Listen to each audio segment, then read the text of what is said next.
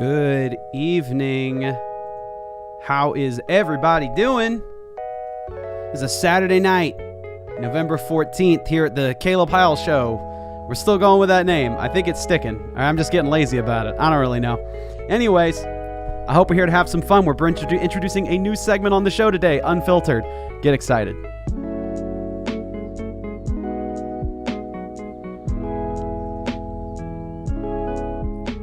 Whew.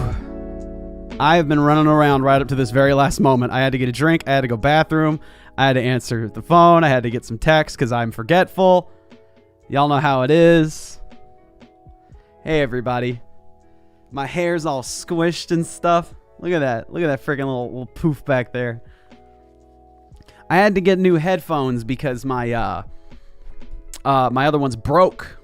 I had the same kind of headphones, same brand. And I was recording standing, and I put my headset on the mic, and then the mic fell over on top of the headset, and it snapped. And it was really, really upsetting because the microphone was still plenty good, or the headset. It was a plenty fine. I'm gonna wear a hat. It was a plenty fine headset. Nothing was wrong with it. It just, but the freaking strap broke. So it was like crap. Dang it. But yes, hello everybody. Hi, good to see everybody in the chat. Any new people here who have not been to the Caleb Hyles Show before? Anybody in the house? Oh, Jonathan's here. I saw it for 2 seconds, John, and then it flew away. I was playing a bunch of the songs we've done together. Did I go to viewer activity? Maybe that helps. Bunch of new people. Me. This is my first one. I'm new. First time here. Wow, look at all the new people. So many people. Oh my gosh.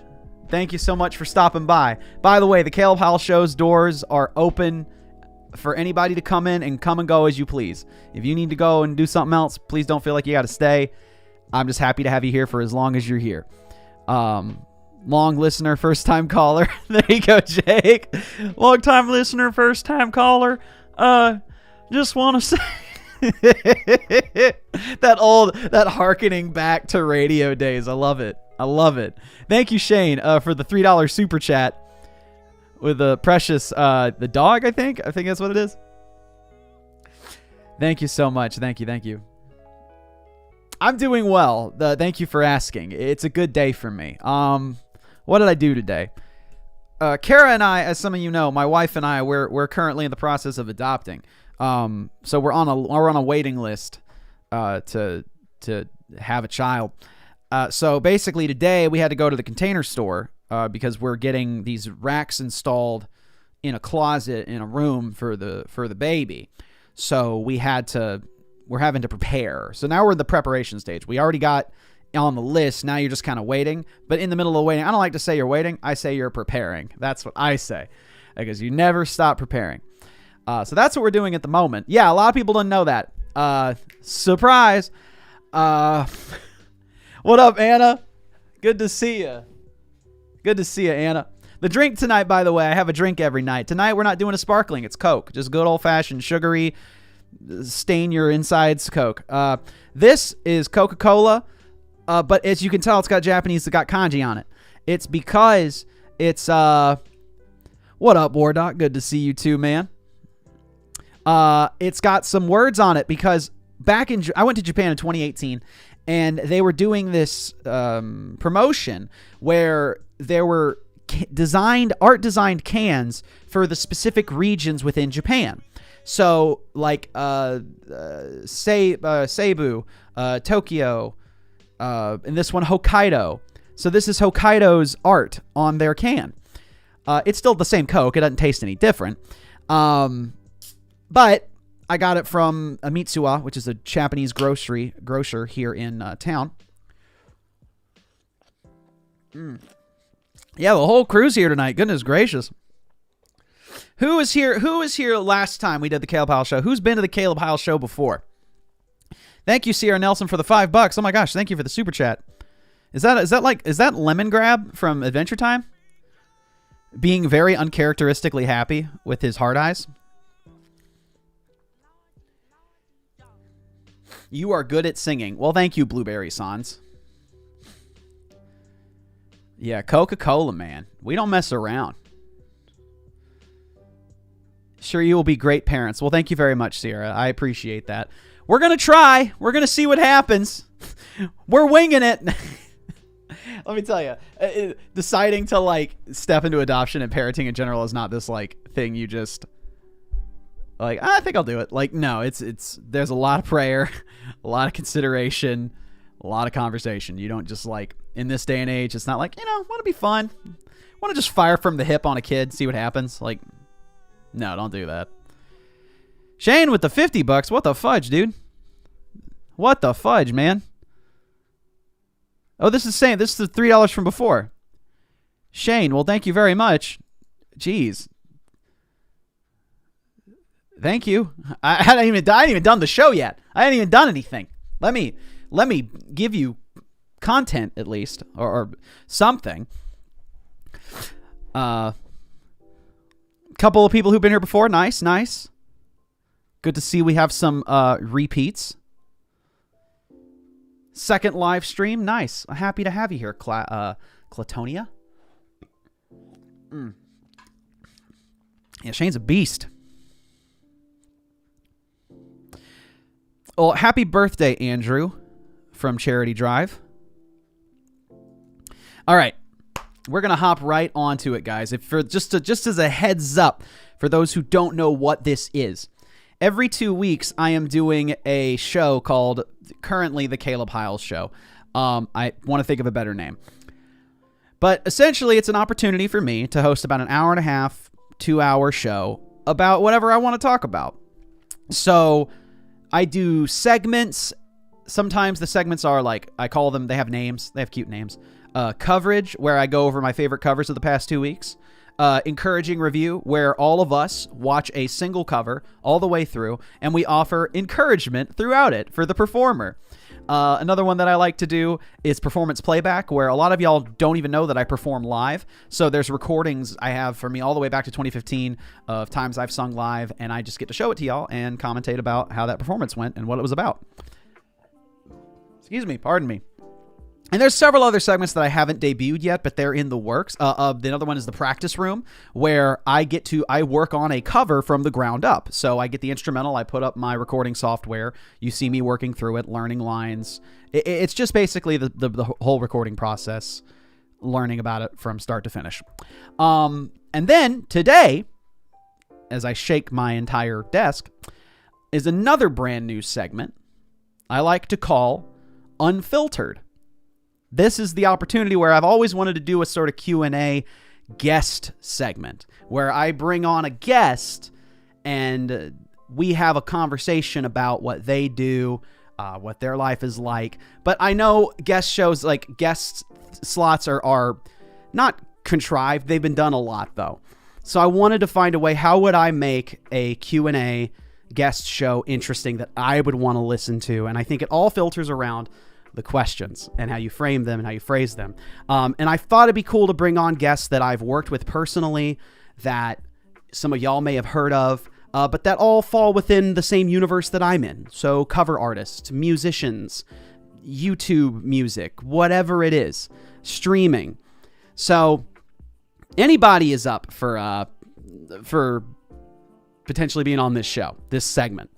Thank you, Ryan. Yes, I am drinking the Coke. They put the label over the art. It's kind of sad. Thank you, Cami, for pulling that up on the fly. Writing that out for me. Yeah, Unfiltered. So, funny enough, Corey, I just saw your comment. Will you ever cover Smells Like Teen Spirit? What if I told you, Corey, that one of the songs that John and I worked on over the past week was Smells Like Teen Spirit? Would you believe me? Because we did, and that is exactly what happened. Yeah, we John and I last week, if you didn't see John's latest song, it was an original that he wrote that I did with him. But we all did it was a whole binging of recording that week. It's just, we hammered it out and got a lot of stuff done. A lot of cool things are in the works, guys. I'm so stoked. Logan Philippi, thank you very much for the $3. Thank you, thank you, thank you. Who is Jonathan Young? I don't know Jonathan Young. Who is he? What's he done? Like, what even has he done? Like, why should I care about Jonathan Young? More like Jonathan Dunn. Am I right, fellas?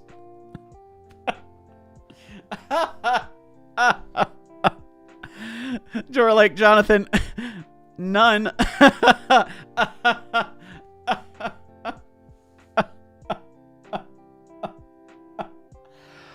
Okay. Let me go get my hat.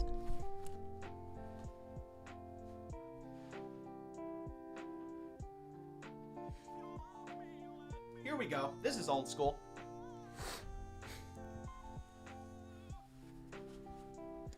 Here we go. The Wii hat. I got this on the release day of the Wii back in 2007, I think, from Best Buy. So, got a promotional item. Fun times. I like how John left. I said John Nunn, and he, like, disappeared. Actually disappeared. Thank you, Shar MCD, for the $6.99. I feel like you bought, like, a combo meal from me. Like, I should tell you to pull around to the first window. Or the second window, because the first window is just storage nowadays. Thank you, Shar. Much appreciated. Bro, I've been chat typing the whole time in all caps. Well... Oh, Jonathan Dung would have been funnier. Missed opportunity. I see it now. Jonathan Dung. Ryan's. It said, "Here's your message, Ryan," but I said show it. I said show it. That's great. Ghostbuster says, can you set premiere dates for your stream so we can all join right away? Ghostbuster, my one concern with doing premieres, and maybe some people in the chat, if Anna's still here, Cami obviously is here, John is here, like, premieres are kind of somewhat tricky to navigate because they analytically kind of affect you in different ways. And I haven't quite figured out how to navigate them completely yet. And when I have tried them, I don't think I did them correctly, if there is such a thing as doing it correctly. And so I've been kind of apprehensive. So I try to let everybody know, and I guess I should let y'all know, I do this show every 2 weeks on Saturday or Sunday. So this show is right now on the 14th. That means the next show will be on the 28th or the 29th. So, but I'll explain that later. But Anna Panther, there she is. Premieres scare the crap out of me, but I'm a baby, so that might just be me. I'll give my opinion on it, though. I'll give my opinion because I totally get where you're coming from Anna. I think that premieres, to some degree, not always, and this isn't a hard and fast rule, but I think premieres fundamentally kind of go against what YouTube is from its, like, foundational level, which is a video on demand service. So whenever you get a notification about a premiere and you go to it and it's just empty and says wait a couple hours or wait 20 minutes or however long it is, it's like you're having this cognitive dissonance of like, well, I'm on YouTube, I should be getting this now, where is it? And it's like, well, that isn't this platform. So that's where I think the disconnect is with the viewers and why it's negatively impacted, as John just said. I think, yeah.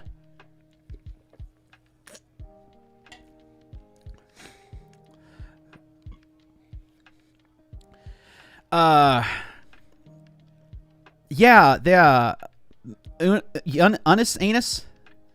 I don't know how to say it.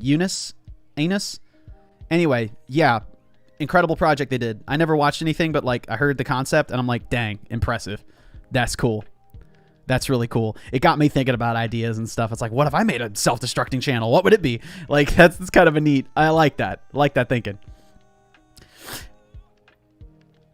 But yes, I'm not going to wait too much longer. I'm not going to spend too much more time sitting here bloviating about things going on in my life. We're going to get right on to the first segment, guys, which this is the only segment. When I do this show, it's the whole show. So Unfiltered is the segment for this show, and it is the show right now. So we're going to be doing a Q&A portion, question and answer. Y'all can ask questions too, come later down. But these are my questions that I've curated for the guest for Unfiltered this time around. And the guest this time around is none other than our very own mod in the chat right now is Cami-Cat. Cami-Cat's going to be the first guest on Unfiltered. Y'all have been chatting with her in the, it's not pronounced that way. I'm so sorry, Cami. You'll tell me here in a sec. It's Cami-Cat. She's in the chat. Y'all been chatting with her. She's been diligent trying to hold this ship afloat because I was just flying blind for the first 2 episodes. So we're going to learn a little bit more about Cami today. And it's going to be super fun. So I'm very excited. But anyway, Cami, I'm about to give you a call. I mean, I don't know how the delay is on your end, but I'm just going to give you a ring here. And I'm going to see how this works. Because pardon the technical difficulties that I'll inevitably come up as I work through this. Sending video call. Right there. All right. Is this working? It's calling. It's calling. I think we're here. Okay, I hear you. You do? I do hear you. Let me turn things up. That's good. As long as you can hear me, that's a start. All right, voice and video, output volume. Keep talking. Hello, hello, hello. Hello again. Hello. All right, I'm having to turn it up to like 200%. Oh dear, it might just be my mic. Hold on. You can afford to turn to turn your volume up or your input up.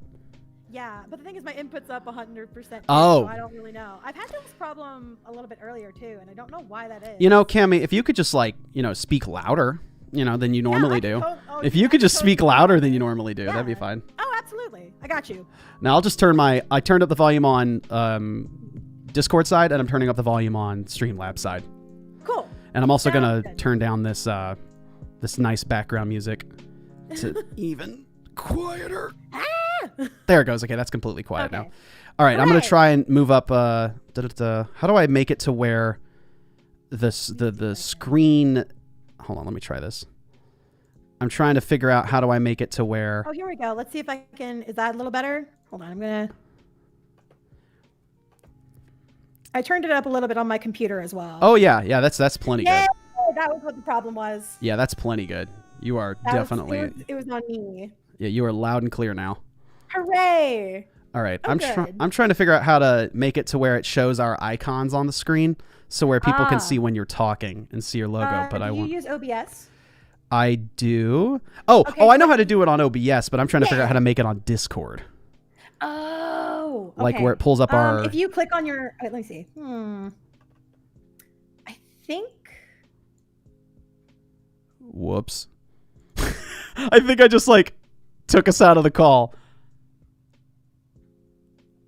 Wait, hold on. No, I didn't. Okay, I figured it out. Or I didn't figure it out. Okay. I hit close DM and I was like, oh, close our conversation and then show the video. Oh, no. It was like, nope, not that. Good attempt. A for effort. Definitely not that one. What I could do, since this is going to be the whole thing, if you want me to just do a little chibi drawing while we talk, I can share on my Dude, that'd be sick. Discord. That'd be sick. Yeah. Yeah, that'd be awesome. I didn't even think about that. Dude. Yeah. You want to run this show? Because that's way better thinking than I could thought of. Well, to be fair, I do a lot of streaming on my own channel, and that's literally all I do is I stream drawing and I just chat with people. That's literally all I do. Well, then this is a preview for people of what you do. Life a little, yeah. So let me see, because then what'll happen is that you should be able to just take the stream. Yeah. Also, what is which means children really gotta behave because I'm not gonna be able to focus as much. So what do I? Oh, there we go. Hold on, full screen it. There we go, and then I can move. Oh gosh, I figured this out. Oh my gosh, I'm figuring this out. This is crazy. Yeah. I don't ever trust myself. All right, and let's hit this over here. See if this works. That is okay. That's where I was playing the Elgato. Let's close that. Display capture on. There we go. I got it. Figured it out. Yes. Nice. Okay. So yeah, obviously everyone behave. Ryan, don't say a bad word. Don't do it. Cami is here. I don't know if there's any other. Ryan, have I made you a mod? Ryan, I'm gonna make you a mod. Ryan, you're a mod. Even though he's like, I'm gonna say a bad word. Like, that's the person I want to put in charge. This is the man who says Sailor? Hell yeah. Someone who says the bad words. You're a mod now. So Lolly is here. Lolly is a moderator now. Hooray! Everyone's a freaking moderator. John's here. John's a moderator now. Thanks for taking the job, you guys. Anybody I've worked with in the chat who I have not given moderation tools to? What about me? All right, Anna, hold up. You got it. You got it. Don't you worry. Don't you worry. Don't you worry, big spender. All right. I don't know where that came from. I think it was from an audition. All right. All the not passing them out anymore. Someone's gonna have to really get my attention. Let's see. Let me pull up my questions and things. Oh boy. Because I had a fun time formulating these questions, Cami. I bet. Okay, real quick though. Unis, anus, Eunice, Unis, honest. There you go. You got it. Did they do it on purpose though? Because I'm hearing I don't know. Unis, no, anus. Actually, it means 1 year. Unis, honest is like similar to 1 year. That's what they. Oh, okay. Well, then they didn't do it on purpose. Honest 1 year. Or they didn't mean for people to be like, huh, anus. They didn't mean for people to be like, anus. But I feel like almost. That's halfway what I'm hoping, but also more than likely, also it could mean that they definitely were expecting it. Yeah, I think as soon as they thought of it. I think that it allows for a lot of like funny stuff like that to happen. Mm-hmm. Yeah, I think that they made a good decision. Good job for them. Yeah, I don't know what I'm gonna. It's a cool idea. That's the sort of trailblazing stuff, you know. Like, maybe I'll do something cool like that at some point. But anyways. Gonna hop on to question and answer time. This is unfiltered, Cami. I have not. I sent you a message saying, "Do you want me to send these ahead of time?" You didn't reply to that message because I was asleep. So I just assumed this will be fine. That you're just fine. Like. I think this is unfiltered, but I also do still have my own personal filter on questions I think will be fun for a stream. Oh yeah. So. I trust you to not ask things that are like too out there, you know? Yes. Yeah, I'm not trying to trap nobody or anything like that. Oh yeah. But I will say, first off, who you are, what you do, all that business, what you might be known for, all that other stuff. Oh, are you there? All right, aka Cami-Cat. Well, yeah, I am. Oh, it went silent on. It went silent for me for a second, but you go right back to it. Okay, that was weird. But no, I'm Cami, aka Cami-Cat. I do a little bit of everything from drawing to a tiny bit of video editing, not as much, but I also do song covers and some original stuff. Pretty much, if you think you might need something, I might be able to make it happen. And I'm most known at the moment for my D&D original stuff. Mm-hmm. The D&D original stuff, that's the hype stuff right there. You might know me for being a demon that got eaten by a giant fish. Mm-hmm. By the way, thank you, Penguin, for the super chat. Shane for the super chat once more. Plot Point Media for the super chat. Thank you. And then something in Japanese that I can't read. Plot Point's on a lot of my streams. Oh, nice, nice. Well, welcome back. Yeah. Okay. Yeah, Plot Point shows up in the streams a lot. So then, first question then, since you said you were a cover artist, you sing songs and you draw sometimes. But I, too, am also a cover artist. That's the main thing I do. So I wanted to ask you the maybe first softball question. What cover or song are you most personally proud of? Oh, gosh. On my own channel? Mm-hmm. I think that one of the ones I really like is Bad Guy, because there's just I did a metal cover of that and it just sounds so sick. Mm-hmm. That's the kind of stuff I absolutely adore. Bad Guy. Oh yeah. Or no, oh god, not Bad Guy. It's the other one. God. From Billie Why am I Eilish? forgetting? Yeah, it's from Billie Eilish. Why am I forgetting? But it's a Billie Eilish cover I put up. It's not a bad guy. Biscuits. I'm really good at this, guys. Maybe I should have prepped a little. Biscuits? Bury a friend? Bury a friend. There it is. Thank you. I'm sorry. Also, yes. like, that's sort of yes. like my way around getting stuff like that. I just will say like biscuits, cheese and crackers. Well, what if you called her Billy Biscuit Eilish? Billy Biscuit Eilish. Billy Biscuit Eilish. No, I was just Billy Biscuit Eilish. That's what it is. Definitely. I don't like these eyes. But yeah, that's probably one of my favorites that I have on the channel at the moment. Well, what about it did you really like? Well, I didn't have to go too out there, like, of my register. Mm-hmm. And I really like the sound of the song already. Like, in particular, just the little, like, vocal movements of down and up and up and down. Amidst the silence in between, like, the hard stuff, like the hard hits of the song. Like, it, I just really like it. Okay, cool. That's what I could think of off the top of my head. Yeah. That and Parties Are for Losers. That whole series that I've done so far is like one of my favorites. Nice. It's a Vocaloid series of songs, and the songs that have a story to them are really fun for me to do. Mm-hmm. I'd agree with that that's like statement. some of my, yeah. Yeah, I So, think like, that's why I particularly enjoy musical theater songs, especially. It's because of that inherent story associated with them, ebb and flow of the story, and you get to lean in certain parts and pull back, and a lot of dynamics. Yeah, absolutely. By the way, I've been trying to be cute in the background here. I was playing your Bury a Friend cover in the background, and I have it on stream right now, currently. But yeah, there's that one. All right. Oh, and I paused at the right time. You just were about to go back into the chorus. Oh, nice. All right. Cool. So Bury a Friend, Billy Biscuit Eilish. Wonderful. I just do that to avoid cursing. Like,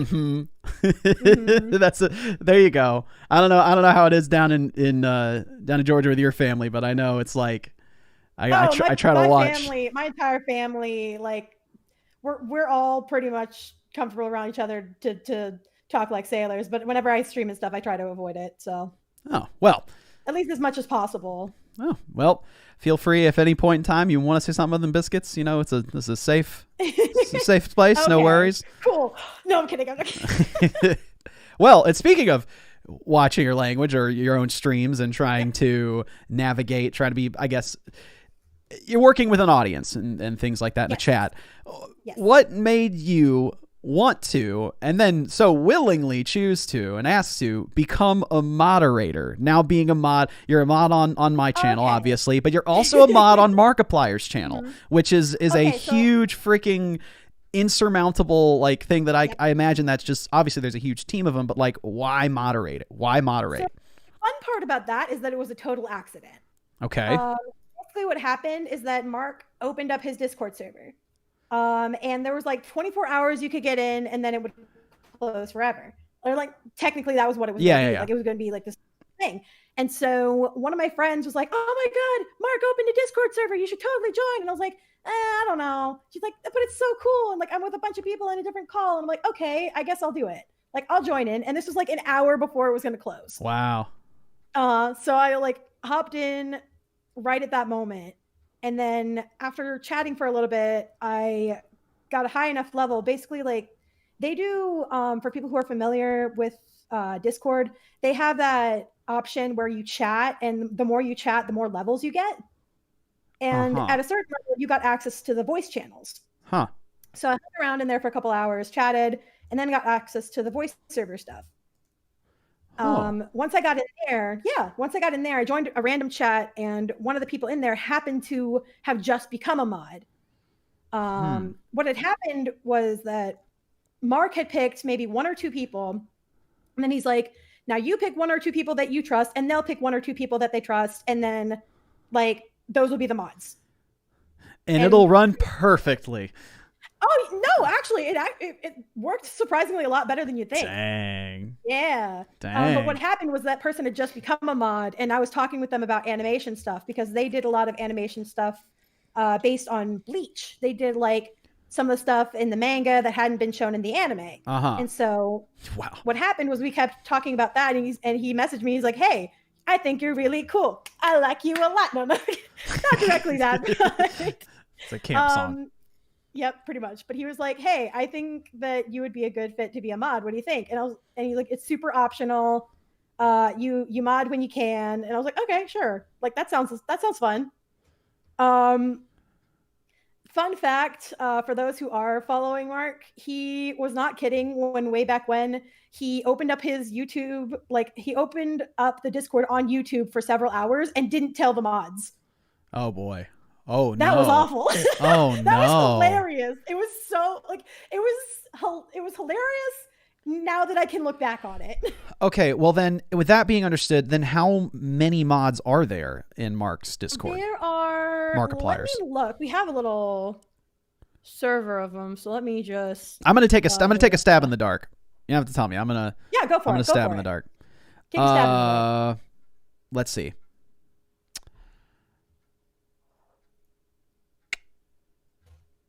80. Nope. Lower. 40.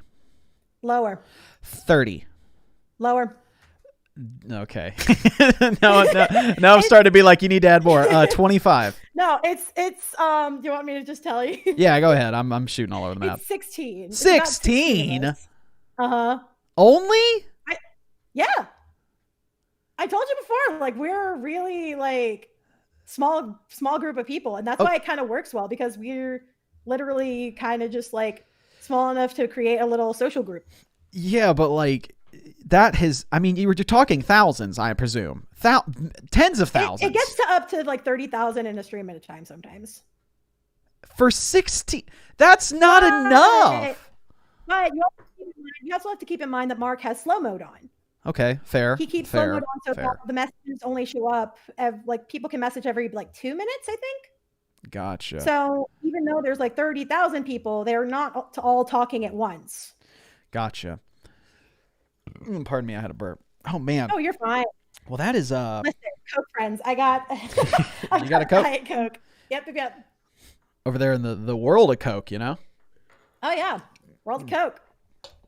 I had a friend of a friend who lived in Atlanta, and they had like a yearly pass or something, and he would every day on his trek back from school to work, or from school to home, whatever it was, he would literally go to the World of Coke and like speed run through the area just so we could get the free Coke.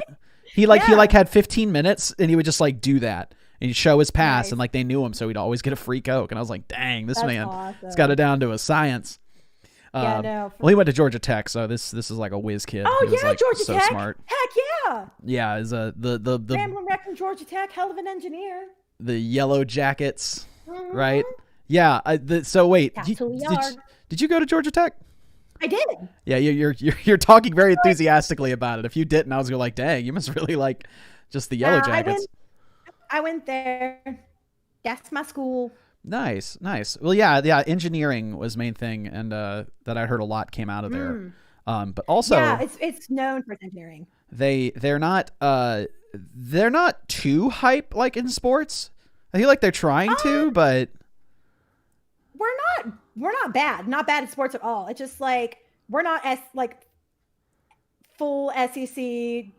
Like Clemson crazy. There you go. You're not like Athens and the Bulldogs over there, or it's like I gotta win. I can't lose a game. It's like we don't talk about the Bulldogs. Don't get me.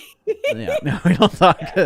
Dang. Okay, well, I got to stop before I get off on sports, and then we lose like 300. You're good. We have 300 viewers.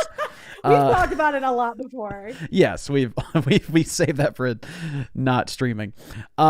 Speaking of Markiplier, though, this is just this question is more meant to be funny. If someone were to theoretically want to date Markiplier, what would make him dateable and what would make him not dateable? Oh, that's a weird question. I know, right? That's just a weird. That's the question. That's the weird one. I don't know. Ask Amy. She's the one dating Mark. Oh, okay. Yeah. He has a girlfriend. See, I didn't know that. Yeah, he's dating Amy. Hey, Amy, what makes Mark dateable, and what makes him not? I can get back to you on that. I can like ask the other Dude, mods. that'd be like, we can get in hilarious. touch with her and be like, hey, this was the question I was asked. Dude, I mean, if she's down, I'm not trying to make her uncomfortable. What's really great about Mark is that like when he wants to get something done, it'll get done. Mm-hmm. Which is part of why the YouTube thing happened in the first place. He was just like the biggest thing he tried to do, and he talked a little bit briefly about it before, was that he was trying to break Discord. He was trying to see, hey, can I break Discord? Because it also not only did sort of chaotic energy as this man sitting around his house. Oh no, he lives on chaotic. Just like sitting quietly, like, what can I do today? Break Discord. Like, I honestly think like he made during that whole thing, he made what was called the screaming room. Okay. There was no person limit on it, and he literally joined into the call and was like, "Hey everybody, I want you to scream as loud as you can. Get all of your emotions out. Just go for it." And like that wasn't even a bit. People just did that for 12 hours. It was so crazy. Oh my god. Legend has it, it's still somewhere hidden in his channel, and there are still 5 members who are screaming invisibly. Oh no, it's not hidden. It still exists, and there's still like thousands of people, hundreds of thousands of people on the server. Oh my gosh, that's crazy, yo. Yeah, that's it's crazy. wild. Wow. Wow. Okay, well, I mean, if for whatever reason Amy wants to say something about that, or maybe she has, yeah, like, I can come back to it next time. Yeah, we'll come back to it. Well, coming back to you and your channel and what you do, if you had to create a sort of mission statement for how you approached your business, approached your YouTube, your art, what would be that mission statement? It can be one sentence or a couple sentences, or it can be a couple words. Okay. So I think the biggest thing would probably be not to lose sight of why I started it in the first place. And it was literally just to make content for me.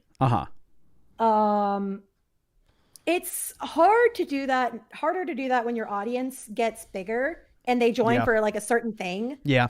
The biggest example of that isn't D&D at the moment. I still love D&D and I'll always love it. But the biggest example that I can think of where it was a challenge and it was hard to see some of my friends go through it was Undertale.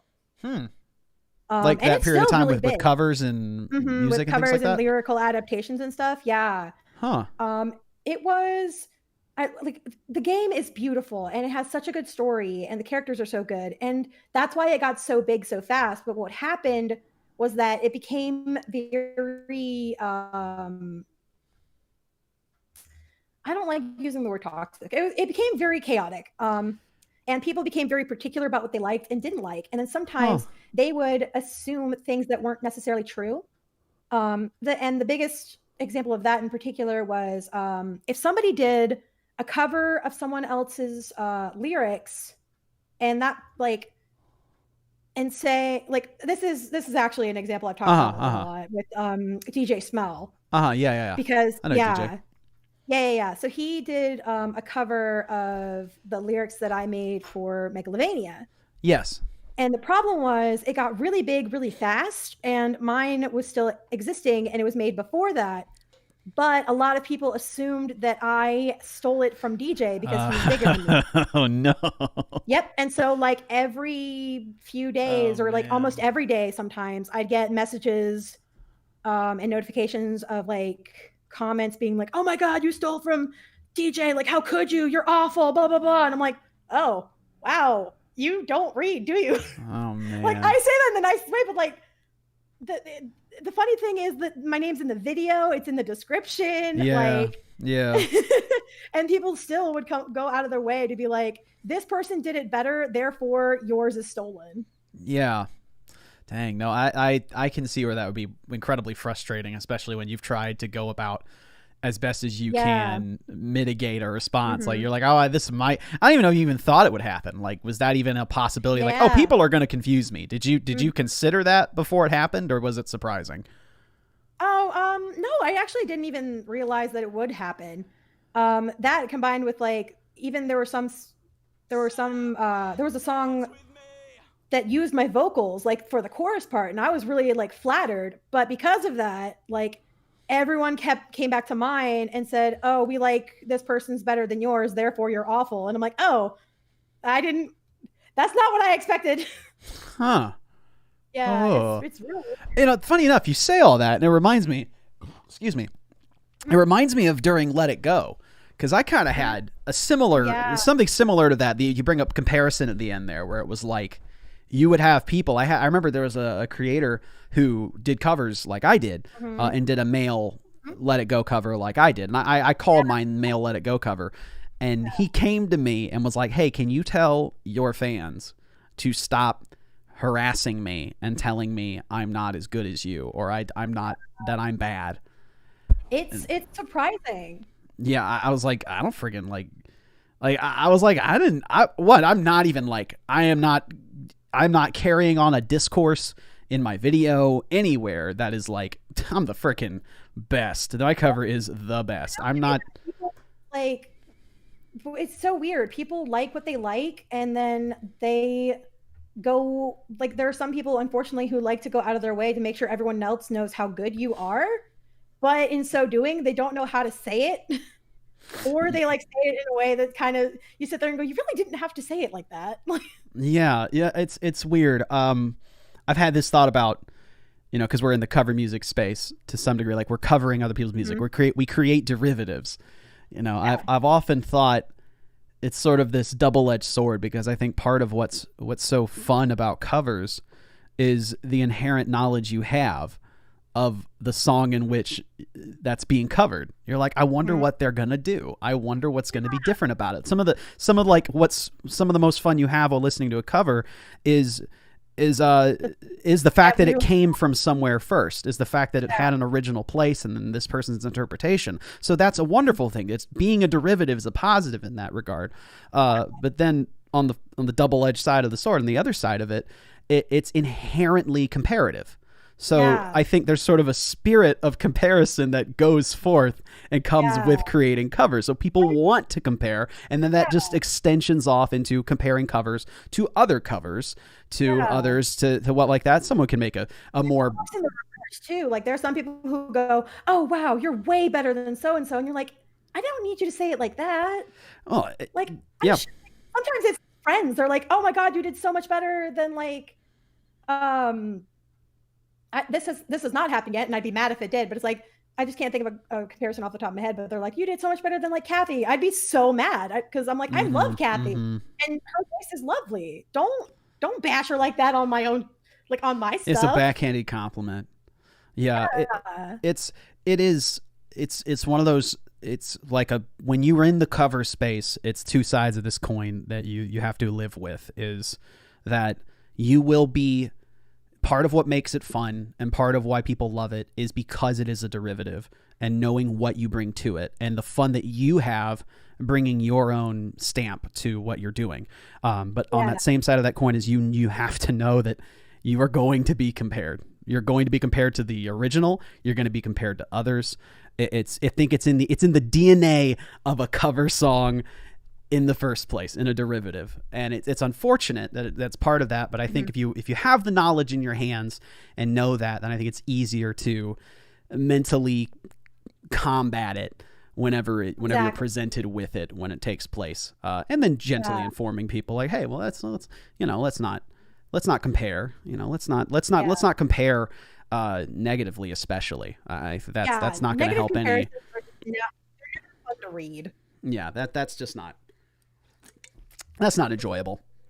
Okay, so the mission statement then, coming back to the question, would be like, never lose sight of why you do this. And why I do it is just to make stuff for me and make myself feel like happy.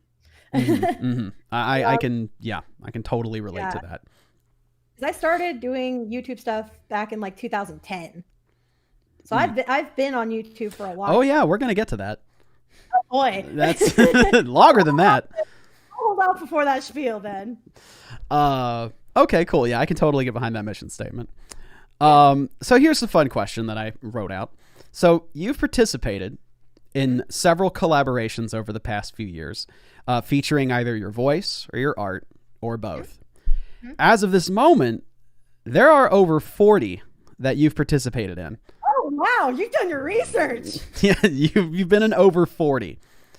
Wow. Many of which have been at least, in large part, analytically successful. I make that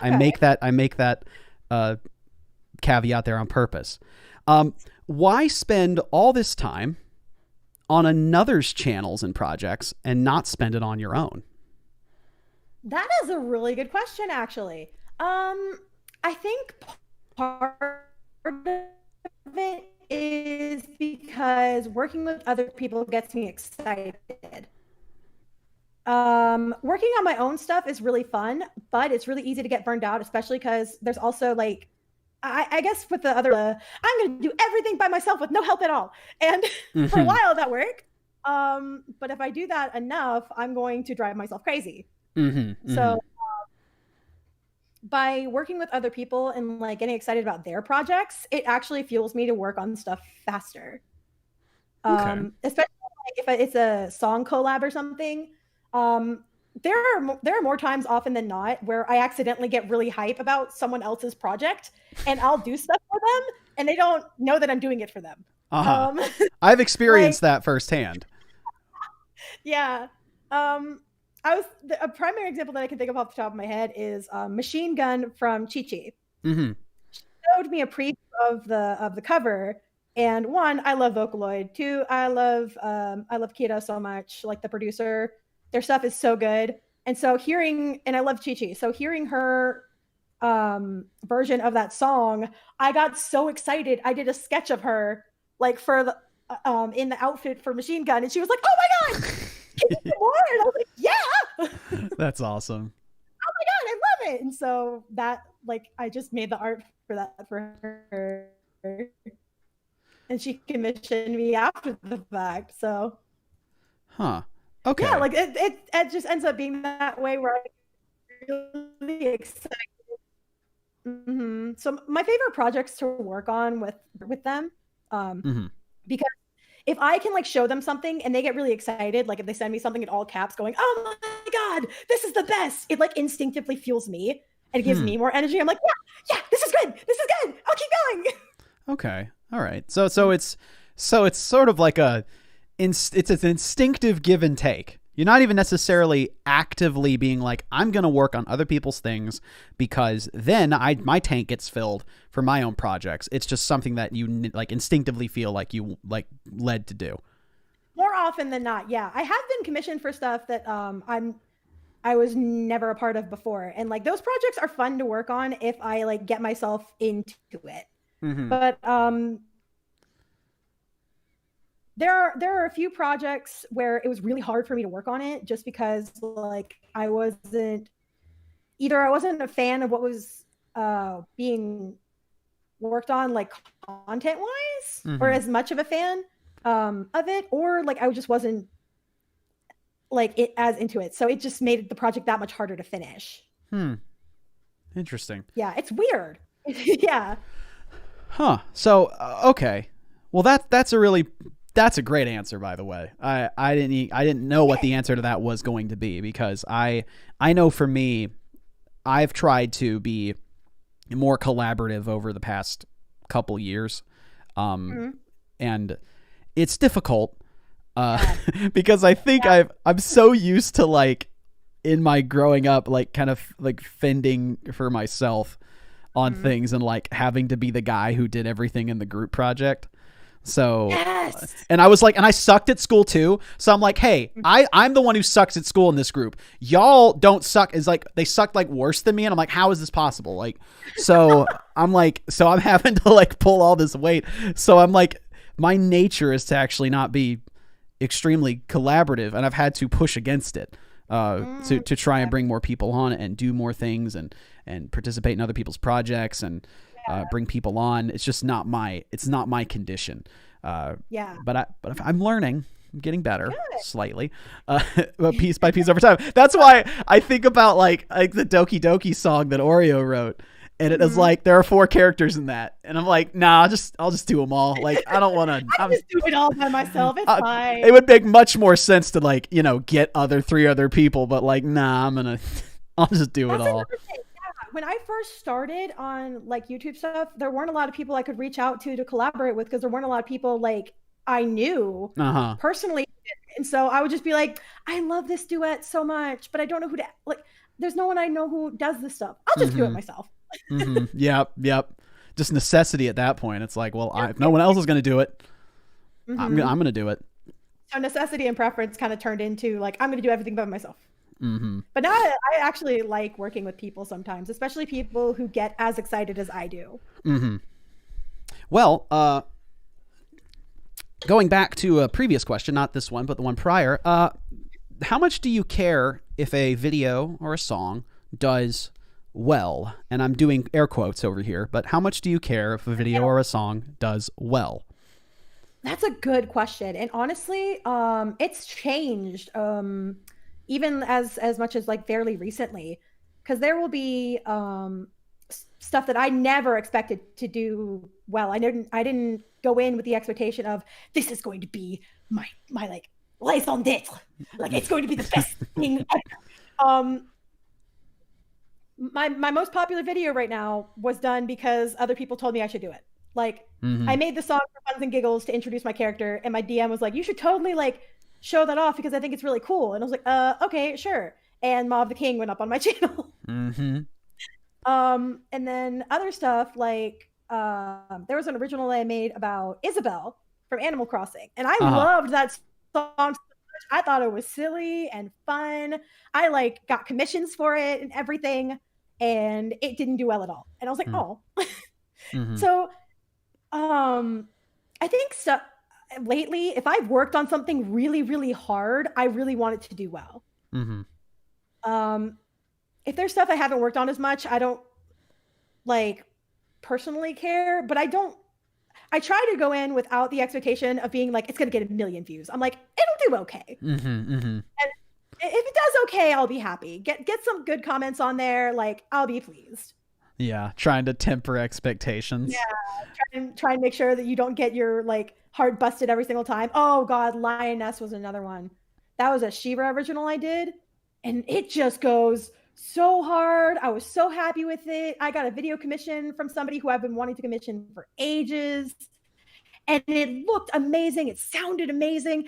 And it didn't do nearly as well as I expected it to. And like when that happens, it just like really messes with my brain. I'm like, oh no, like why didn't it do as well? Like, is it the content? Is it like the fact that, because sometimes I was like, maybe it's just because it's She-Ra. Like, I don't know. But I mean, She-Ra is really popular right now. Is it me? And it just leads to all these weird questions. Oh man. That's such a dangerous like thread of thoughts that can peel off from how well a video does. Especially because like I used to be an athlete, and so like results for a while. This is actually the fortunate thing about when I was an athlete. Like I learned very quickly in college that results aren't everything. And I had to learn that the hard way. Because I went in to college varsity, like I'm going to be getting some points for my team. I'm going to be like dropping my time. I'm going to, because it's all about numbers. It's all about numbers and points and like everything like that. And I was devastated in the fact that I thought I wasn't contributing to my team because I couldn't drop my time. I kept on having panic attacks in the water, and I didn't even qualify to go traveling on my last year. So I was just like, wow. Yeah, it was wild. But I think that really helped me. It helps me register when I have those like crazy thoughts and stuff. I'm like, remember, this is like, you're happy with it. And yeah, a lot of people aren't seeing it, but you know what? It's fine. That's oh man, I'm just imagining like how difficult that recovery, because I never competed on any kind of like collegiate level or even high school level, but I still have this like the one part of my like maleness that I entertain is my competitive side. Like that's like a part of me is like, I'm just really competitive. And I have to work on that too. So then I'm just like, I think there's a reason I was never put into or like got good enough to be in varsity or be in high school, is because I think I just would have been so hard on myself and would have just been so down about it, because any time that I've even run into, even, you know, since getting older, like if I let somebody down or like I didn't live up to an expectation that someone expected of me, that crushes me more than a lot of other things, because it's like they thought I was going to do this. They thought I could do this for them. I said I would, and then I didn't. And then it's like, and then they don't trust you anymore. And it's like, on the highest levels of competing, even though I got that competition bug in me, that would it's like that would wreck me. Someone is the worst feeling in the world. Mm-hmm. And oh my gosh, like this is like a little bit. This is a little bit personal, but like with all the swimming stuff, unfiltered.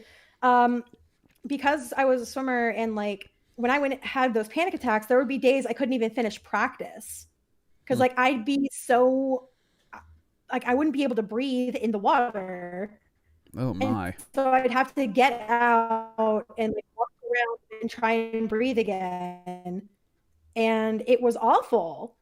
And so it's not only that I wasn't even doing stuff well at meets, I couldn't even perform in practice. And so I was like, oh my God, like I am failing and I'm not enjoying this anymore. And that's like, what am I supposed to do if I'm not enjoying this anymore? Oh man. And it was awful. And I had that feeling in like sophomore year. So I still had like 2 years left. And I was like, oh God, what do I do?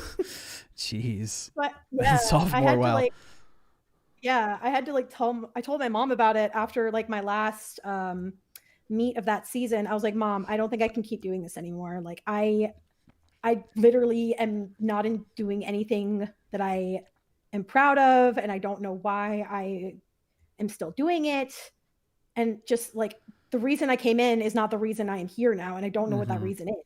And so she actually knew something at that point that I didn't know, that the head coach of Georgia, we're really good family friends, and he's actually the one who got me interested in Georgia Tech. He helped me like with my whole recruiting process and everything. He actually knew that one of his old swimmers was becoming the assistant coach of Georgia Tech. Not only that, he was becoming the distance coach. And so he would be my assistant coach, which is like the most personal sort of interaction you have on the team. And so my mom was like, just wait a couple months, like just wait one more year. And it actually really helped me sort of redefine why I was doing what I was doing. Because with Neil, he wouldn't get me out of the water completely. That was like the worst feeling in the world, because my previous assistant coach, I loved her to pieces, but like she'd get me out of the water and then I'd have to stop practicing with everybody. And that felt awful. I'd be sitting in like the team room by myself, just laying on a couch because I couldn't breathe. And I'm like, this is the worst. Like, I feel like I'm letting everybody down. But what Neil would do is that he'd get me out of the water for like 5-10 minutes. Just let me sit there. And he's like, are you good? I'm like, yeah, I think I'm good. And then I'd get back in, do a little bit of easy swimming, and then get right back into whatever set we were doing.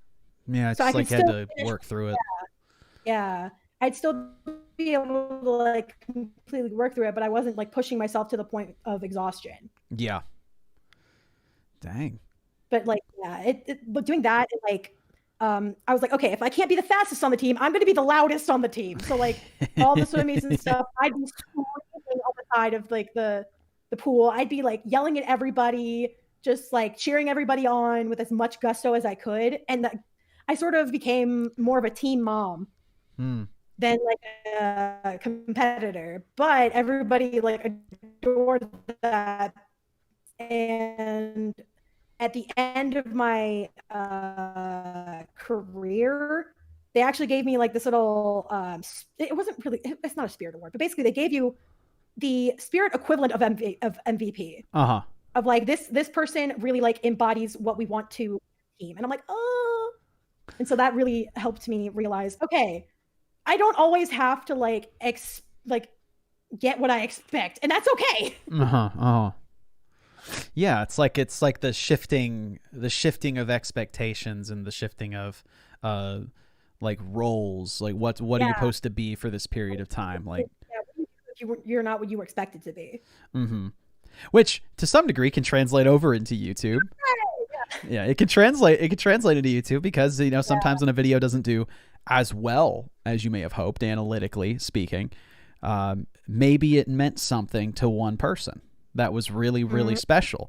And because I've had that happen with certain videos or projects, is one person, I read a comment or they message me and they just talk about how important this was or how much they enjoyed it, or they're a huge fan of this band and they just loved this interpretation. And you're just like one thoughtful comment in a video that hasn't done quote unquote well, all of a sudden becomes a favorite because someone took the time to impart on you how it made them feel, made them feel good. Some of my favorite things have been on like the D&D videos. People like have commented being like, oh my God, like this is the story of my baby. Or they'll go into like a deep like lore dump and they've made it up based on the song. And it's so cool. Like on Hymn of the Lost hasn't done nearly as well as like other D&D stuff because it doesn't involve my like tiefling character. But it was the first song that I'd ever made based around tabletop stuff. I made that song like a few years ago. And then somebody just commented this huge thing about like an ancient civilization and like this warrior who's finally coming to rest. And I'm like, oh, this is so cool. I love this. Dang. Oh, I want more. So like, I'll make more stuff because I'm like, you better make some more cool lore for this song. Yeah. Well, and that's what became special about it. It wasn't about how well it performed anymore. It was about what it meant to somebody. Yeah, exactly. It's about the friends we made along the way. That's what it was. The friends we made along the way. Okay. Yeah. That's also a big part of it though too, because like. Oh no! I think we have a little bit of lag sometimes. Also, real quick question: are you wearing headphones? I am. Oh. Fascinating, because I'm sensing when I talk sometimes and it comes through your side, your voice gets like drowned out, almost like my voice is coming through your microphone, like trying to cut out my audio. Oh, that's weird. But I've been able to modify around. It's not been a problem. Oh, okay. But we're gonna move on to another quick section here, where I'm gonna show people some videos. Oh Lord, okay. Yes. So you can keep doing your thing. Okay. But they're gonna be watching over here. Okay. And I'm gonna pull it up, and then I will be asking you some questions about it as we watch. Oh boy. I mean, you can watch on your side too. Yeah, and then I'll realize what it is too late and be like, no, put that away. It's too late. Oh, no. All right, so. This is your first real cover on your channel, by the way. Oh, like no. Real cover, because there was one prior to this, but it wasn't technically a real cover. Oh God, okay, they're not showing that. So one. we'll watch like a minute and a half of it, and then we'll come back and I'll ask you some more questions. Oh my God, yes. Just play out.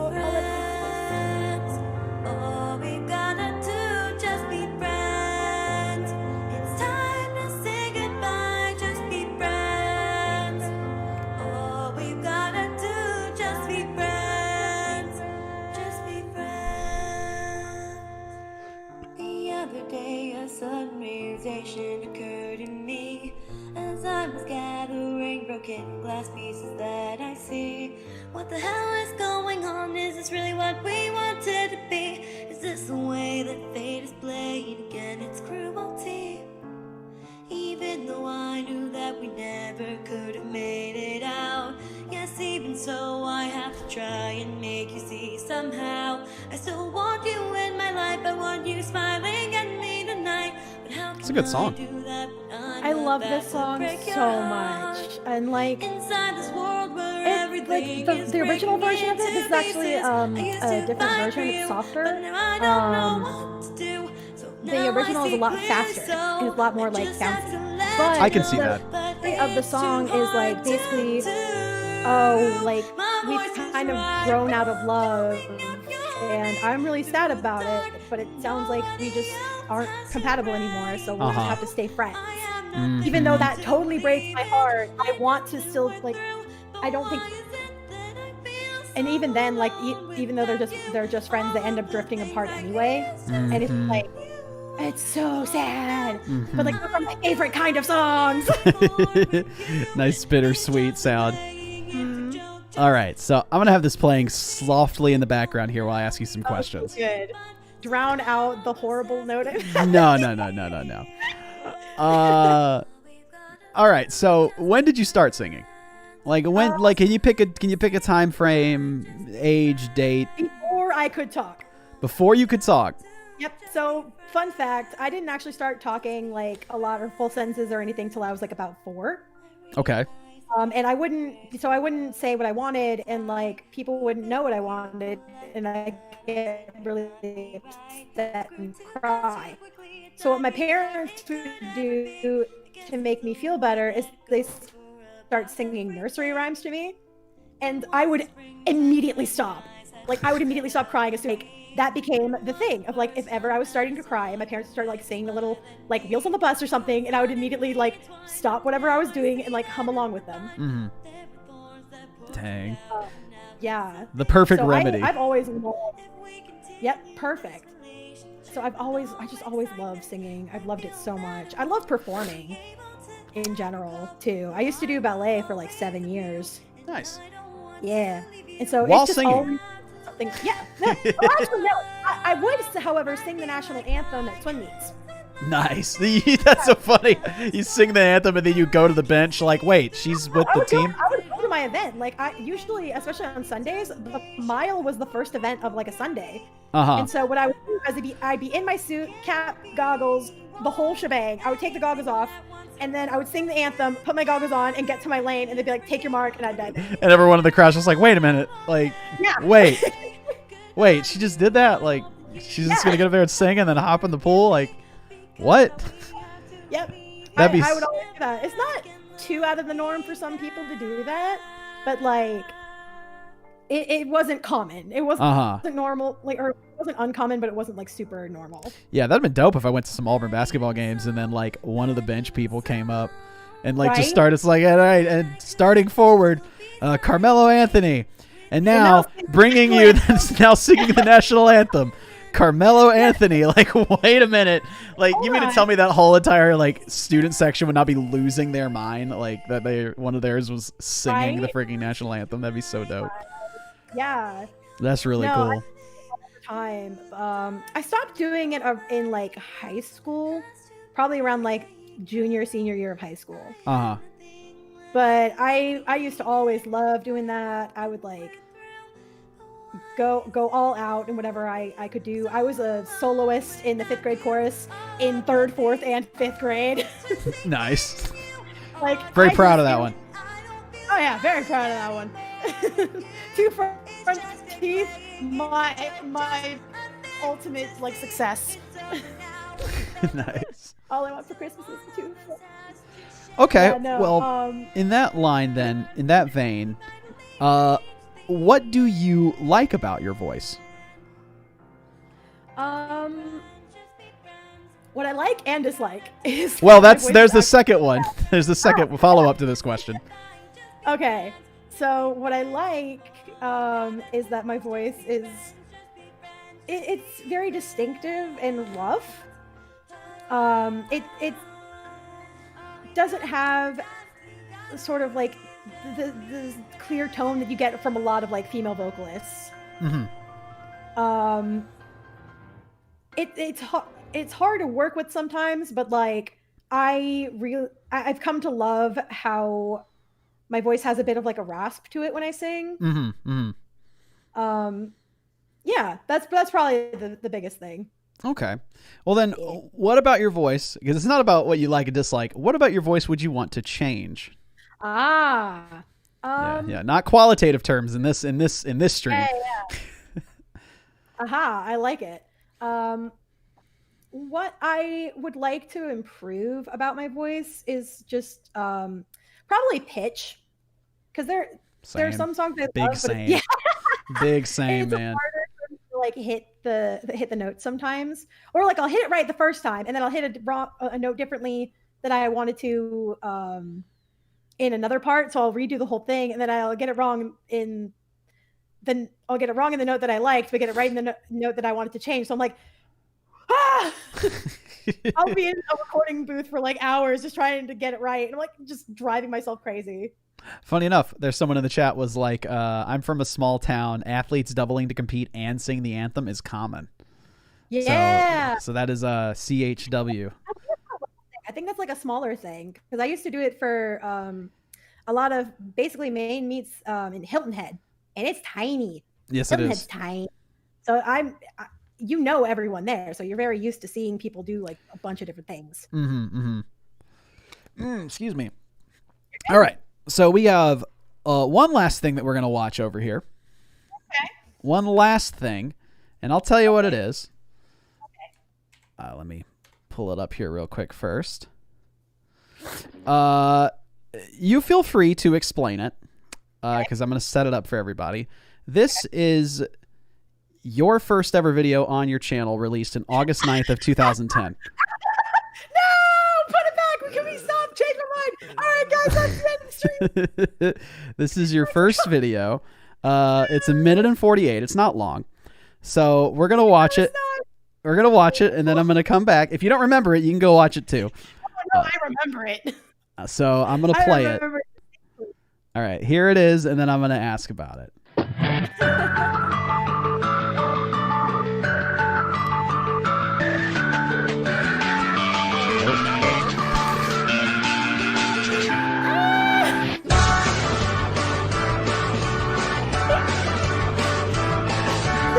Gotta have the cute little line through there. Little hatches.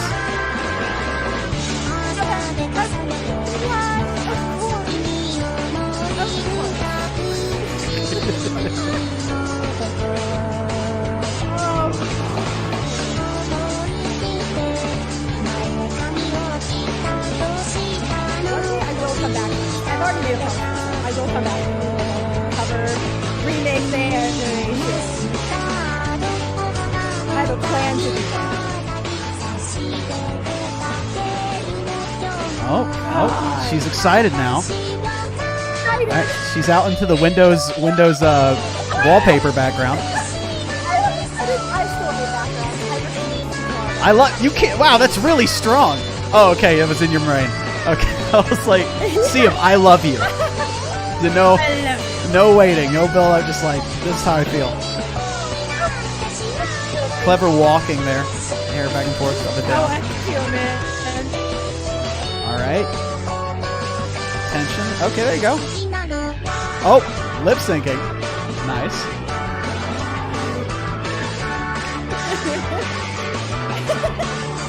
Lip syncing is my favorite music. It's so much fun. Oh, cliffhanger. Cliffhanger. Your first ever subscriber, Fancy Tiki Champion. I had a subscriber before I even had a video. I was like, oh my God. Thanks, person. Thank you, person. They're not subscribed to me anymore. Either that or they changed their name. So I'm like, oh, wherever you are, thank you. All right, so simple question. What's happening here? So the song is Melt. Oh God, the producer's name is escaping me right now. Because it's not Miku Hatsune. I've learned from 2010. Someone said this masterpiece. Someone called this a masterpiece. But the song is basically it's a beautiful work of art. It brings you to tears. But no, the song is about this girl who wants to admit to a boy that she likes him. It's like it's like basically my heart is melting for you, and I want to say that I love you, but I don't know how to say the words. I've changed my hair to like the beginning is like I changed my hair today. I wonder if you'll notice. I put on a pink skirt, my favorite beret. I'm gonna go out and show you how adorable I am. August 2010 stuff. August 2010 stuff, like little teenage Cami dream vibes. But God, yeah, no. that was like really early Cami. Early Cami wanted to be like a full animator. Mm-hmm. She wanted to like be able to make all these beautiful animations and stuff. She watched like really, way up there animators like Drea Chu and Riley AV. I still love Riley's art, by the way. She's on Twitter as Riley AV. I love her very much. Anybody in the chat recognize those names? Like those animator names? They don't ring any bells to me. They're like not that. They were my like heckin' heroes when I first started. And what I wanted to do is like, I think it wasn't only that I wanted to become like a big animator. I wanted to have started all these people who I mentioned before. They would make like little drawing animations and they would do them about each other. They like did like sort of friend fights of like Maria versus Tina. And it's like, oh my God, that's so cute. I want that. I want a bunch of friends that I can draw stuff with. And so I like started my channel and I wanted to like animate and get up there and maybe like meet all these like amazing people. And I did meet a bunch of amazing people, but not the way that I expected. Dang, that's crazy. Well, and the follow-up to that is how much of this person in this video is still here today? In 2020, 10 years later. Hopeless Romantic Cami still exists. Cami drawing still exists.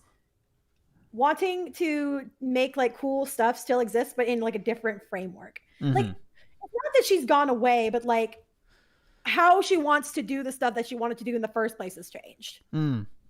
So like I still want to meet cool people and do like cool stuff, but it's gone from being like cool with people like Tina and Drea and Riley to like the Amazing and Joe Cat, Dingo Doodles. Like I want to one day be able to like do cool stuff with them or like cover artists too. There have been like, I think also what's interesting now for me is now that I have a bigger platform, I want to work with smaller people. Like I want to meet all these cool people, but I have like the juxtaposition of I will go out of my way and find people who have like 1,000 or less subs. And I will work with them on like a bunch of different stuff. Like Not Tony is a perfect example. He helped me do like several different instrumentals before, and he is a really small creator. He helped me with the My Heart Will Go On metal cover. So Hopeless Romantic Cami still exists. She's just still single.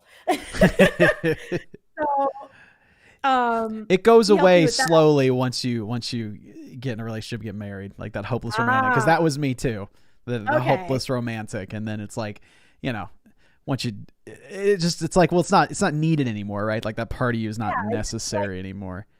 Yeah, it's like, oh, you did this, cool. Yeah, then you become like hopelessly romantic about like other ideals. It's like transitions from like pining for a person, and it's like pining for, I just want this for other people, or I want this for a friend of mine. And it's like that yearning and that pining just shifts. God, I just want them to succeed. Yeah. My mom has like a running joke with me of like, if I was dating someone, they could leave me alone for weeks on end without any sort of messages. And if they came back with a box of Oreos, I'd be like, oh, I love you. Well, I'm just like, she's like, you're such an easygoing human being that like they literally could just go out, do whatever, and then come back, and you'd be fine. Like nothing would change. Well, what I was gonna ask in the saying how much of the person is still here today, and you mentioned like some things shifting in your life where they're like slightly different, but like what has from the person in 2010? What has like changed completely? Like is not that person anymore.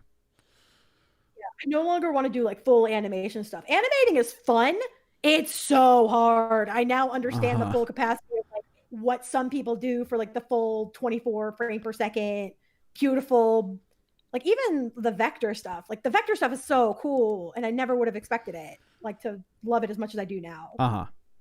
Just knowing what I do about different platforms and stuff, I feel like I've become more invested in learning and understanding what people do instead of just being like, I want to do it myself. I want to just understand it. I don't want to have to necessarily do all of it, but I want to know what kind of work goes into what they do so I can appreciate it. Because like there are people out there who like will get stuff and they'll be like, oh, you should like, especially people who do commissions and stuff. Of like, you should do this for the exposure. And I'm like, no, it's that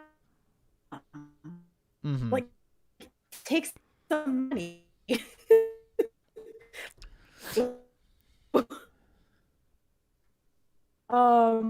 Because it's a hard thing to do. A lot of stuff that goes on YouTube.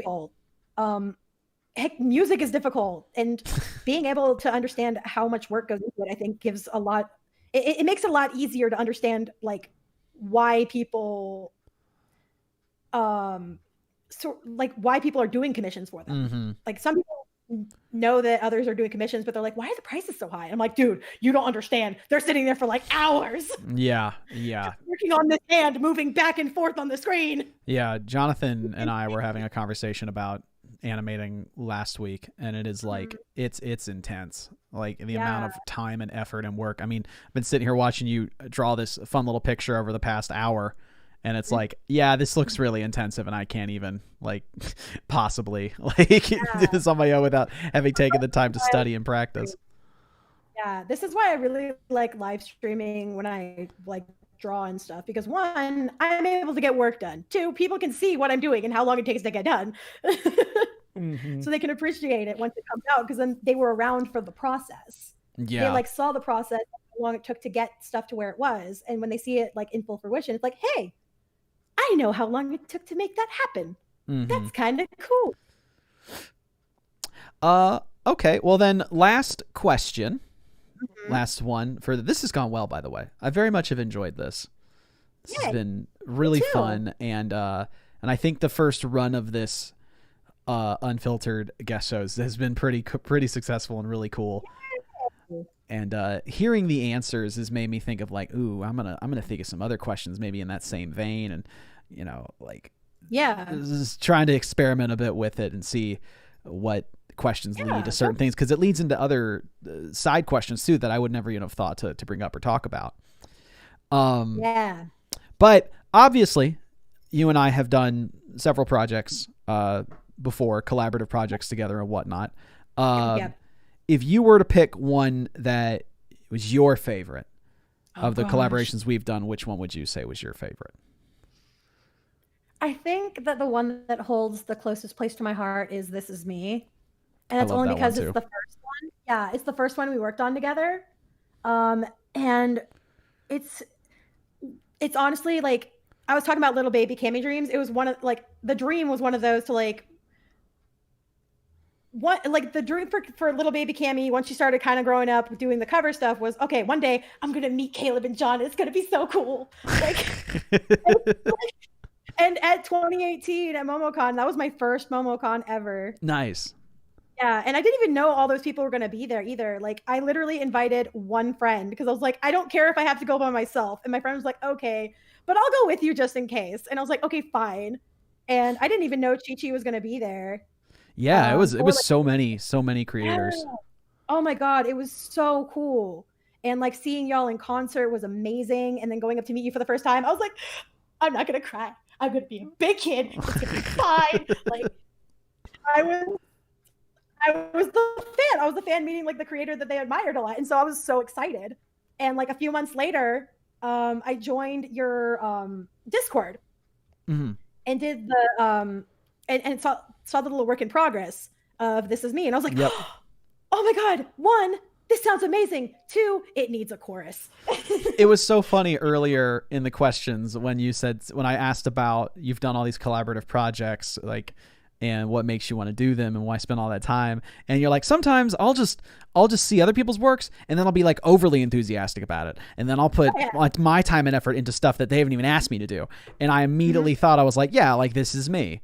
Like the first collab we did, where I was like, I didn't even ask you to do that. You just decided, you're like, I'm going to record a cover, because if you hadn't seen the This Is Me cover that Cami and I did from The Greatest Showman, feel free to go and check it out. But I had intended to do that song ever since the first 2 Greatest Showman covers I did analytically did really well. So I was like, okay, surely I'm going to do the mega hit song. Oh, yeah. So I knew I was going to do it, but I also knew it kind of needed to be this larger song. It wasn't some like, I can't just solo this. It's not going to, I mean, maybe I can. Like, I was teetering on the edge of take the extra effort to make this really good, or just shoot it out there, because you got to get a cover out and you got to think of other things.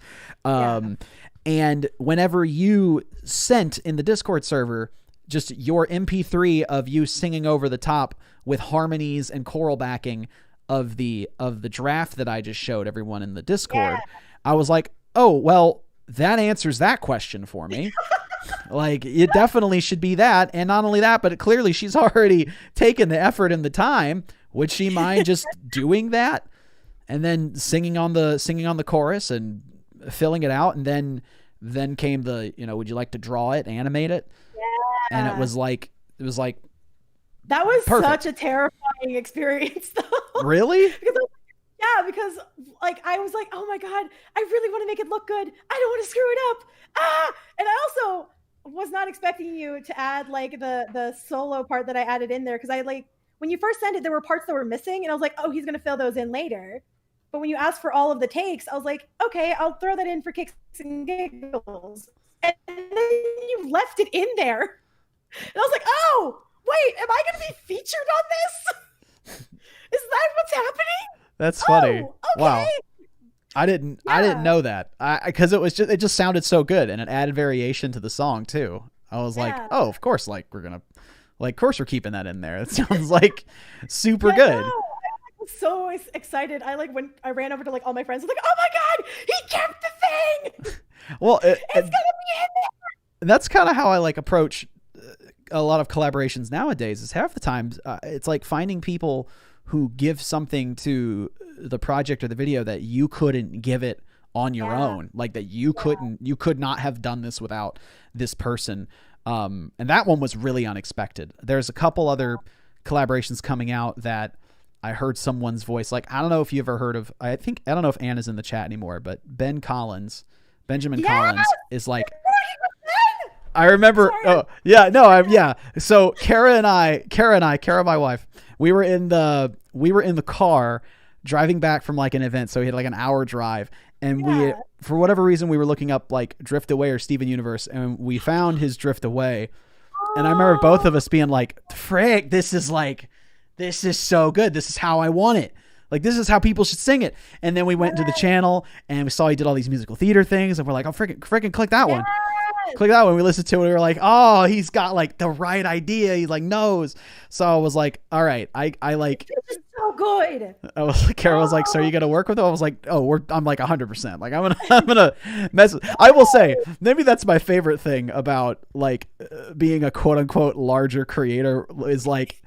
Reach out to people and be like, hey, how you doing? And they're like, oh. They're like, hey, would you be on this project? And like having some confidence walking in, maybe unearned confidence that like, oh, surely they'll want to be a part of this.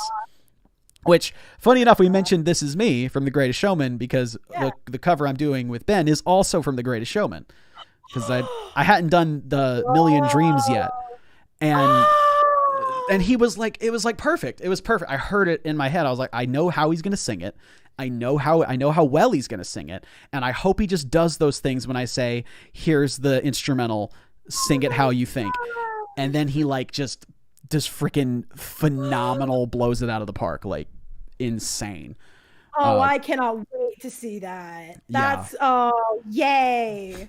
That delights me so much, because Ben is such a good like singer, and I really wanted him to get like more stuff out there. Mm-hmm. So that just makes me so excited to hear.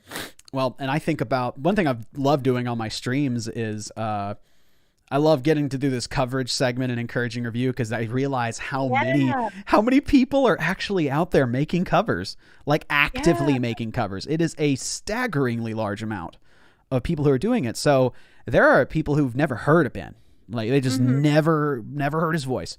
And it's like, frick, here's this like super good dude, like it's like insanely good singer with a unique sounding voice that you need to frickin' get on this train, because like it's gonna leave the station soon and you need to be on it because it's going places.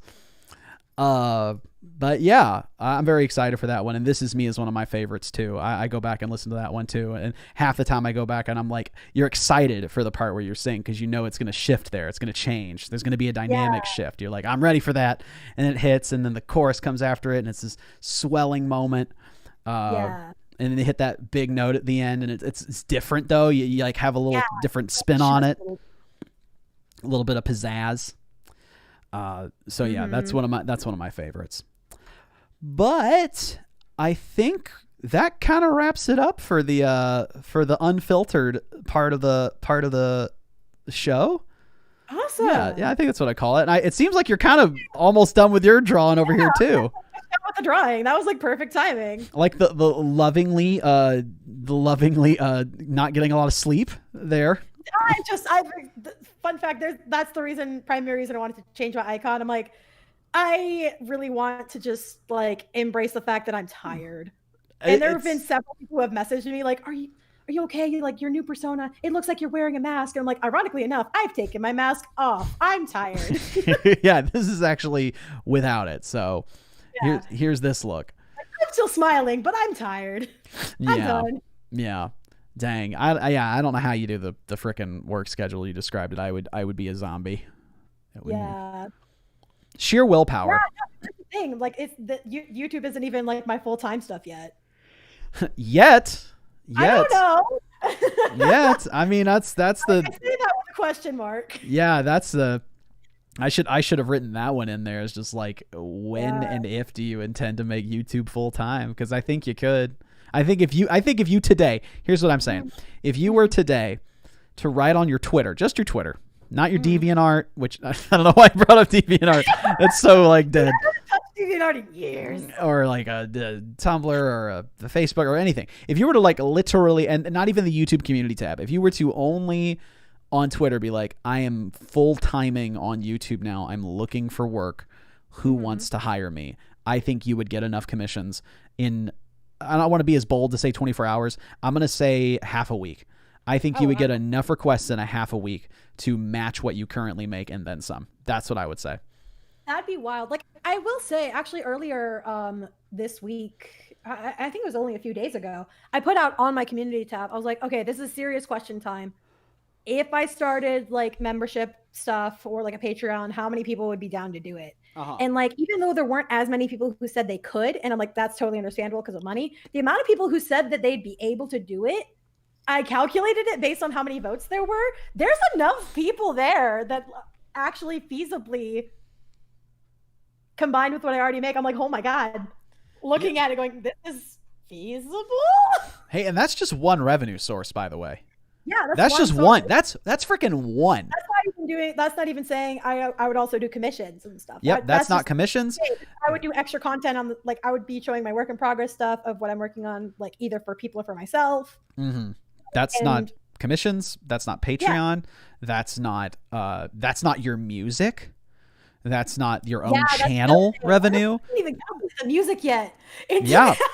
There's like 5 revenue streams that you just are sitting there. Like if you ever just want to, you want to just translate that. I don't know. I mean, I'm at the point now in my career. I had a conversation with Amanda Lee, where I'm having to transition to where I need to understand my money better and my finances, because it's like I gotta prepare. I'm an adult now. I can't just be like slinging, like this goes here, that goes there. Yeah. This sits here in the bank. Like, my mother helps me with taxes because she was an accountant for 25 years, and bless her soul. Yeah, it's like freaking great. I've had to not have to think about it for so many years that I can't keep relying, and I don't want to stress her out because it's like, even then she knows what she's doing, it's still super stressful. So it's like, who do you work with? Because like I need help. And she was very gracious, but like, that's where I'm at, where it's like, I know enough to like tread water, but I feel like I'm like just treading. I'm not actually like swimming. But I think that, yeah, you could totally just transition and you'd be fine. Like, I believe it. I believe it so wholeheartedly. Oh, that means a lot. Actually. I'm trying to will that into existence. Like, you're like put the idea in my brain, like, you can do it. I was trying to tell, Jonathan and I were talking last week too, and we were talking about what we do with like the money that we've made. And we're like, John is, is helping out a lot of people in his life, and it's all very quiet too. Like we're never going to make a deal about what he does. Yeah. That's so good that y'all do that. Well, but I'm also like, how can I get all of my friends to work for me in a full-time capacity with benefits? Like, what do I need to do to just bring all of my friends? Just say, hey, you're mine now. Come like over into here. some capacity. Like, I don't care if you work 14 days of the 30-day month. Like, I'm going to find a way to give you more than like just like creating a team. Like, that's what I want to do.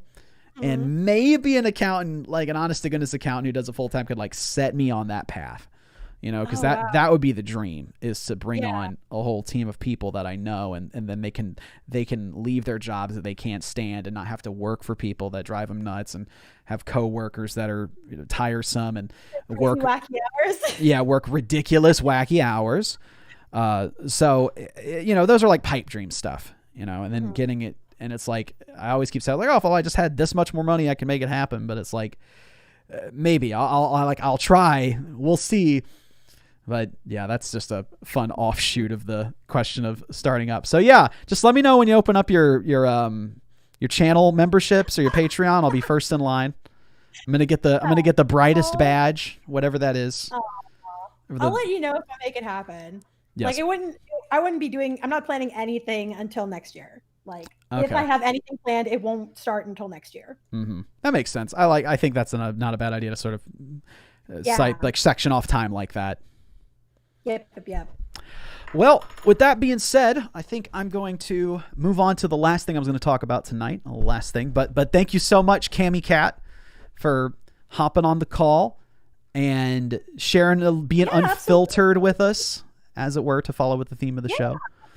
And next time, I don't know what other guests. I haven't even thought of other guests, but thank you for. Guest is kind of like me and doesn't want the camera. Just let me know, and I'll make another little like version of this that you can like slap on the screen. I like that. I even thought about that. No, I'll be messaging you about that. That's a good idea.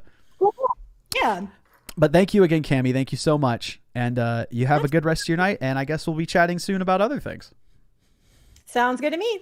All right. All right. Peace out. Bye. That was awesome. That was cool. I think that went really well. I had a fun time with that. That was dope. Oh, man. Thank you again, Cami. Thank you so much. And thanks for being a moderator on the channel and helping out with that. I know that's not easy. I hope everyone's been behaving in chat. I trust all of you to have been behaving. But anyway, I do have a pseudo announcement. Excuse me as I burp.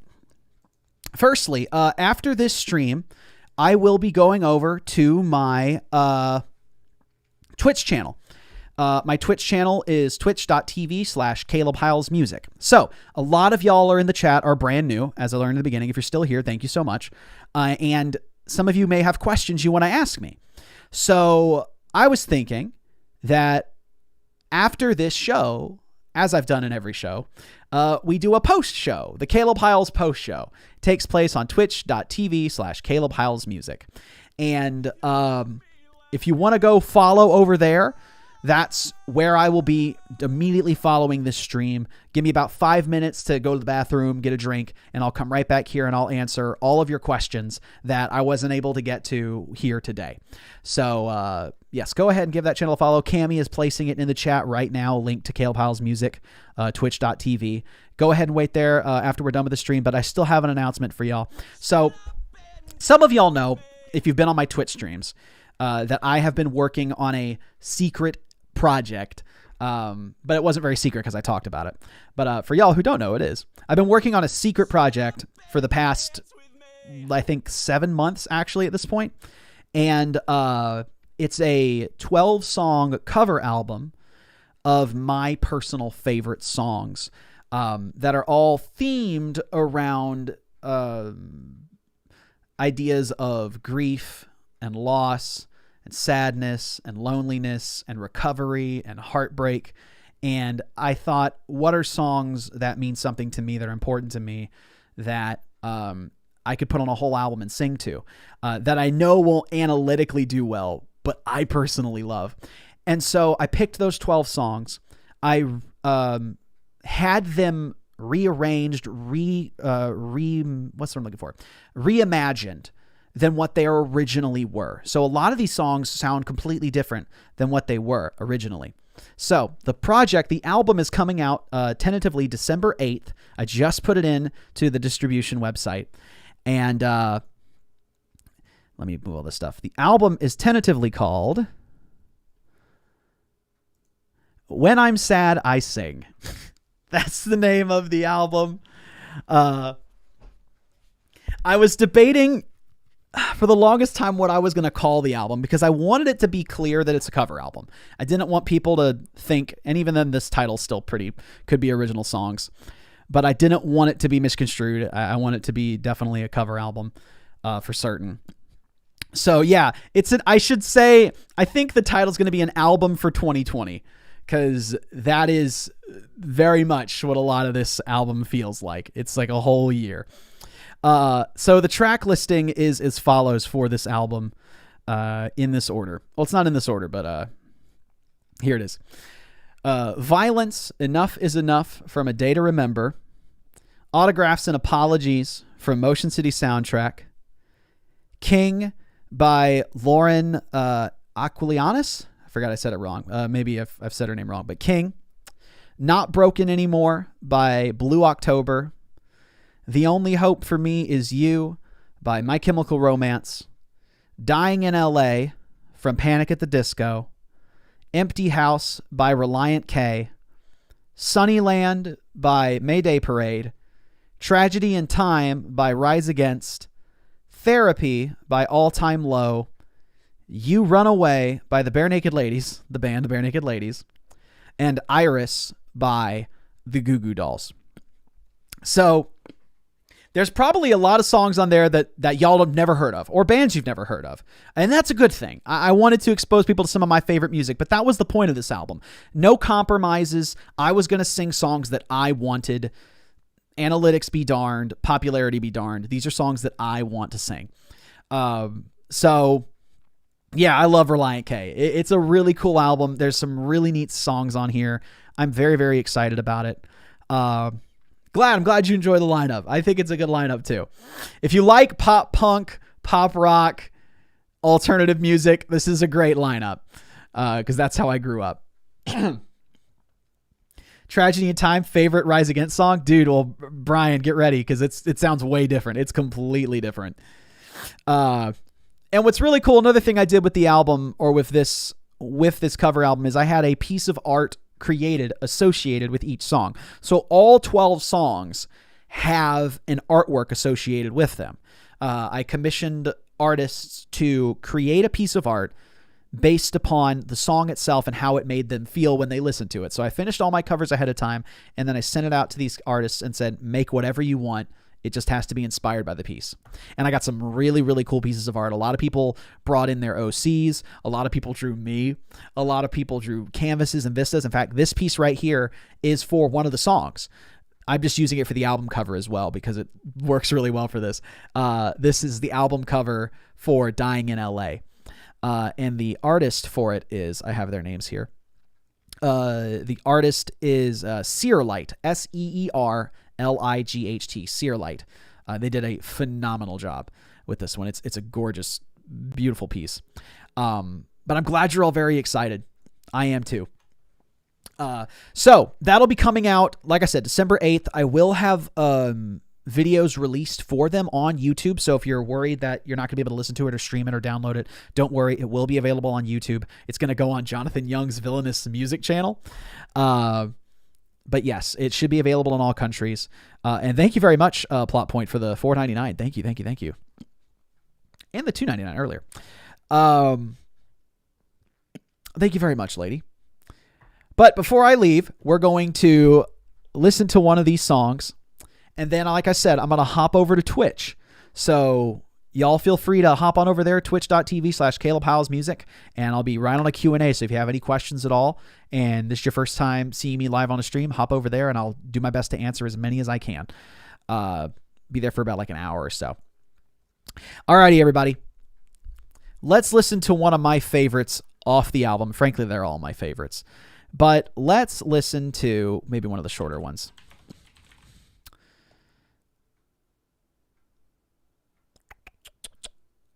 Let's move over here. Or not, because it's just not here.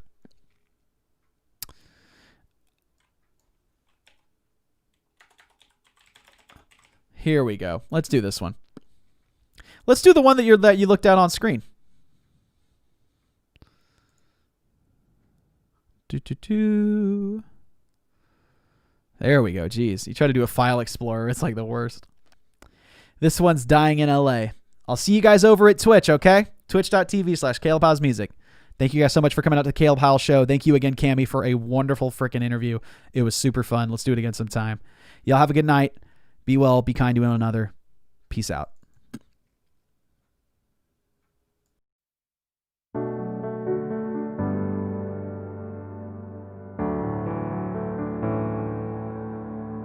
The moment you arrived, they built you up. The sun was in your eyes. You couldn't believe it. Riches all around. You're walking, stars are on the ground. You start to believe it. Every face along the boulevard is a dreamer just like you. You looked at death in a tarot card and you saw what you had to do. But nobody knows you now when you're dying in LA. And nobody owes you now when you're dying in LA. When you're dying in LA. When you're dying in LA. The power, the power, the power. Oh, the power, the power, the power of LA.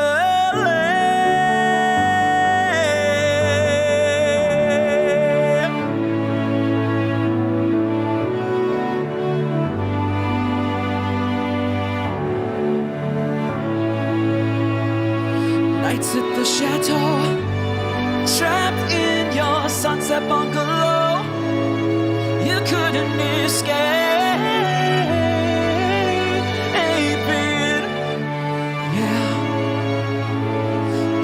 Paradise. They told you put your blood on ice. You're not gonna make it.